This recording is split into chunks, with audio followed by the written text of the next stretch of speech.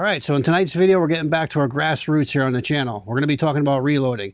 Now, I know manufacturing goes against YouTube policies, but we're not doing full reloading here. We're not showing you how to manufacture anything. We're going to be able to show you just certain parts of the operation. And what I'm going to be talking about tonight is depriming brass in bulk fashion. If you guys want to deprime a ton of brass and get it ready for tumbling, this is going to be the best way to do it. But you do need a progressive press. So once we get over here on the reloading bench, I'll show you guys what I'm talking about. The quickest way to do it here is on a, like I said, on a progressive press. I swap the turret out, put it in with a universal decapping die, which we'll talk about when we get over here on the bench, which again, don't mind the whole bench setup here. It's a total mess, guys, because I've been here almost 6 years and I have not gotten this finished yet. There's still a ton of stuff that needs to be unpacked. I haven't done yet. I will get that done, so stay tuned for that. This is going to be, we're going to be using this a lot more going forward because, like I said, I can show certain aspects of reloading. I can't show the whole process, but I can show you guys tips and tricks, and we could talk about certain things. So I know a lot of guys on the channel, some of my really old school subscribers, wanted to see more reloading stuff, and believe me, I do a ton of reloading. I just don't film it because it violates YouTube policy. But let me show you guys what we're talking about. I'm going to show you guys the bench here quick, and then we'll talk about depriming your brass in bulk fashion. All right, quick tour of the messy reloading bench. This here is a case prep from Lyman.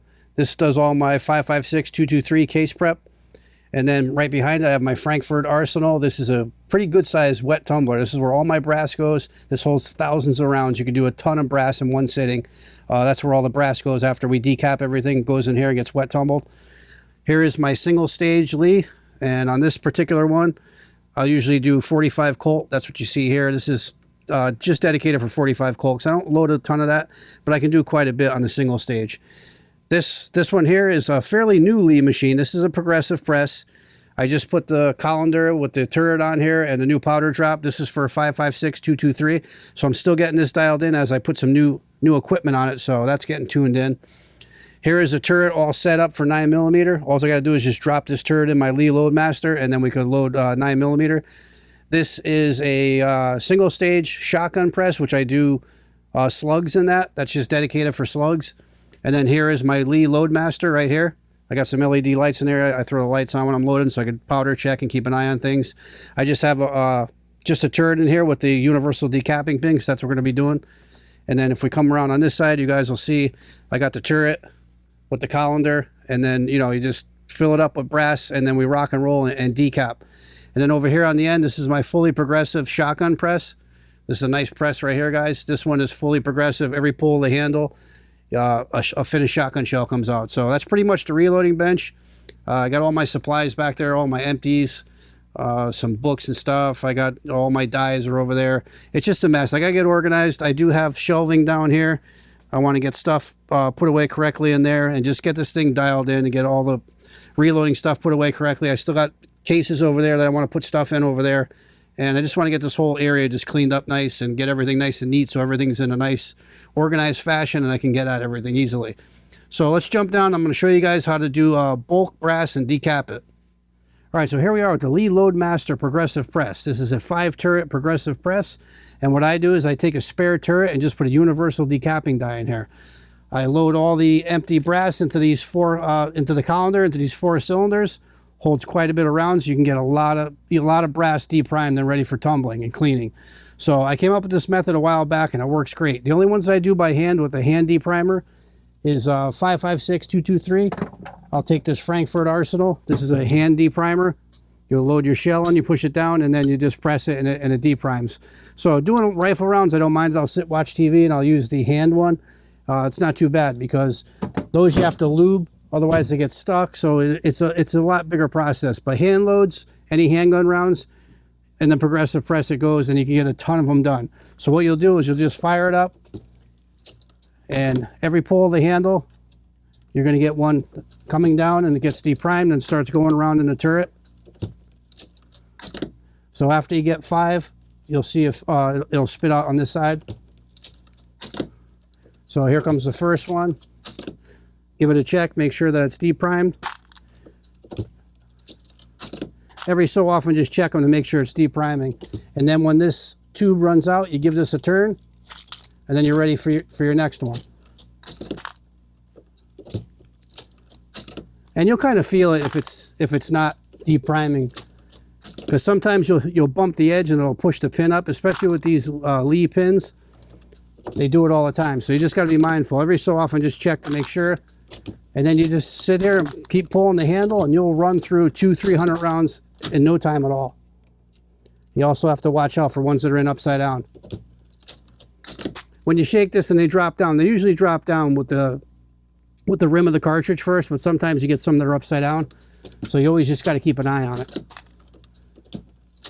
Like I said, you'll see how fast. See, here's one that's upside down. Just always keep an eye on that. Give it a check, make sure it's still depriming. See, that one right there just felt hard. Let's make sure that this one it's deprimed. Let's see if the next one deprimes, because it only takes a little bump on the edge of the case and it'll knock that pin up. So far, so good. Now, right now, this tube, just one of these tubes holds over 50 rounds. So I've already gone through one tube before I started filming. And we're almost at the end of this cylinder now, and I'm going to get ready to rotate it in a minute. But as you can see how fast you could actually just deprime your brass and get it ready for tumbling. All right, we're almost at the end here. Got one more round. Okay, that was the last round, so now we'll turn the turret, and that drops in another one. So now we're doing another tube. See, that one didn't push in all the way. Make sure they're still depriming. So again, this is just a great way to do a lot of rounds fast. I mean, I do a lot of shooting, so I do a lot of reloading. So I need to find ways to be more efficient. So this is pretty darn efficient. I can do, I don't know, I could probably do 500 rounds easily, probably in 15-20 minutes. Maybe less, maybe more. You know, I don't really keep track of the numbers. It's a lot more than you think, though, I'll tell you that. And then once in a while you get a little hiccup like that. Just got to be careful. But for the most part, you could really just run through this like nothing.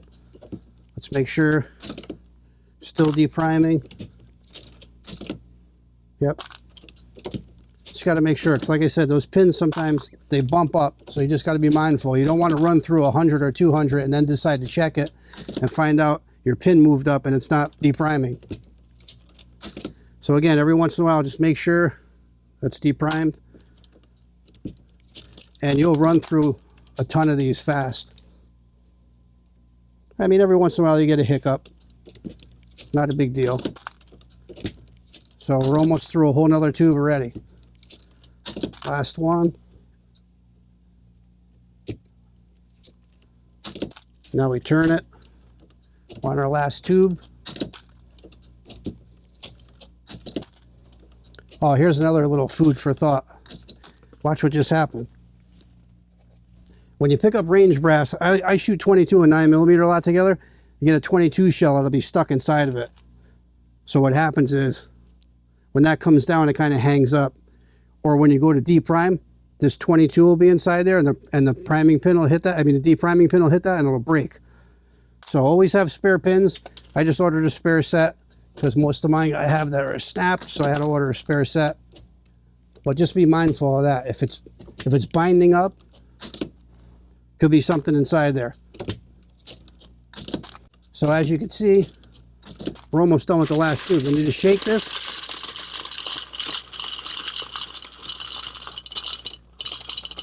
Shake the colander, and then our tubes fill right back up. All right, so you get the general idea here, guys. This thing definitely pumps them out. See right there, I just hit, it just pressed the primer up, the priming pin up. So something in this, either this was a boxer primer and it's not meant to come out, because that definitely just moved the pin up. I guarantee you this one does not deprime. See, it's not depriming now, so that pin got moved up. So what I need to do now is turn this turret halfway so no more shells drop. Put that one back in the top. I need to loosen this up, reset the depriming pin, and then I can continue. But you guys get the general idea. If you guys want to get your brass ready for tumbling, the quickest, most efficient way, you got to do it this way. This is the best way to do it. You just get yourself an empty turret, throw a universal decapping die, load your colander up in these tubes, and just rock and roll. You could do as many as you want, as long as you want to sit down there and do them. And then you're set to throw them in your tumbler, get them all cleaned up, they're ready for priming, and then reloading. So just a real fast, efficient way. All right, so hopefully you guys got some information out of this video, and if you guys enjoy this kind of content and want to help support the channel, I'm going to leave a QR code on the screen to buy me a cup of coffee. If you guys don't want to do that and you want to do it a free way, just hit that like, share, and subscribe button. All right, guys, that's going to wrap it up, and we'll see you guys in the next one.